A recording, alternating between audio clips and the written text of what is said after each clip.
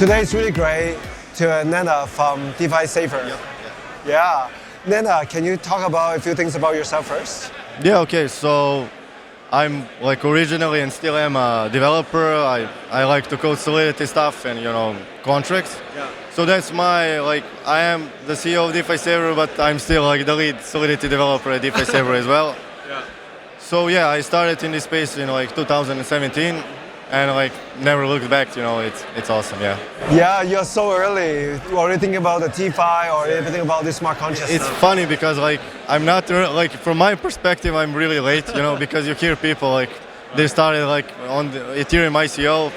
So from my perspective I'm kind of late to the game, but yeah, we're trying to catch up, I guess. Well, the great thing is, since last year, all the DeFi logo really fit together now, right? Yeah. Especially you being a maker, it only makes sense last year to have when we started DeFi Saver, actually it was called CDP Saver because DeFi as a name maybe existed a few months before we started. Right. And that was our big bet, okay, this DeFi thing is interesting, let's push that and let's build on top of that. Yeah, that makes sense. So can you tell us what will the roadmap for the next 6 months DeFi Saver will be thinking? So we definitely, everybody is talking about L2s here. Yeah. So we're looking at the first big opportunity to jump on L2s to have cheaper transactions, obviously. Right.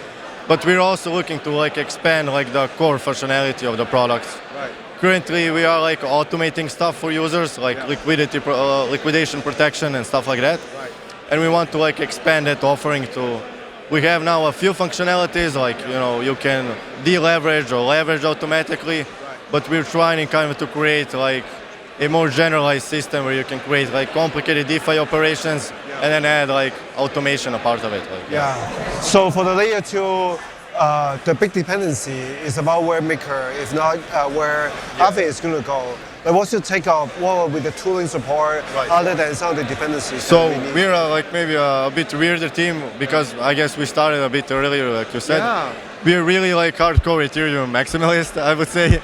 So we're looking at solutions that are layer 2, but are also decentralized and reliant on Ethereum security. So we are trying to find a solution that doesn't compromise the core Ethereum values. And security, all that good stuff. Yeah. It's definitely a trilemma to make sure that not just about the value that you can bring in. Right. And a strategy point. Obviously, you don't want to work on a perfect solution for 10 years and then we need scaling now, so you have to do some sort of trade-offs in certain areas. Yeah, I love the long-term view that you have. And now you also have been coding for so long. What would be the advice for the people that still come into the DeFi space, thinking about the security of the smart contract? As a person who made quite a few, bugs happen during my Solidity coding days. I would say definitely work slowly.